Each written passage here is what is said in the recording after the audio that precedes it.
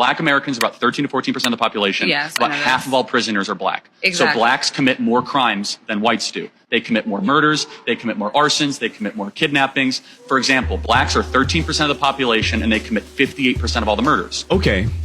Let's talk about it. These are obviously racist claims, but I will respond to them as if Charlie Kirk were a reasonable person. Black Americans are about 13 to 14% of the population. Yes, about half of all prisoners are black. Wrong. Just 38% of America's prison population is black. That's according to the U.S. government. But it makes you wonder why Charlie feels the need to add an additional 12% to the black prison population. Could it be because his bigoted talking points only work if he exaggerates them? If Charlie were actually looking for the race that makes up half the prison population in the U.S., he'd look no further than white people at 57%. Exactly. So blacks commit more crimes than whites do. Wrong. The word "so" is doing a lot of heavy lifting in that sentence. So blacks commit more crimes. He's saying "so" as in therefore, as in one could conclude, but Charlie knows he's lying. Even if he hadn't just lied about the black prison population, Charlie is smart enough to know that correlation does not equal causation, but he's hoping that you don't know that. So he deploys the word "so" to make you think he's coming to an obvious conclusion. Exactly. So blacks Instead, he's making an illogical, racist leap. Charlie knows that we don't have usable data about who commits crimes. It's impossible to have that data since so many crimes go both unreported and or unsolved. Charlie knows that we only have data about arrests and convictions. I'll come back to that data in a moment. What's painfully obvious is that Charlie Kirk isn't interested in understanding the statistics he so carelessly misquotes. He's interested in making bad faith arguments. Something that becomes even more obvious in his next point. blacks are 13% of the population and they commit 58% of all the murders. Wrong again, and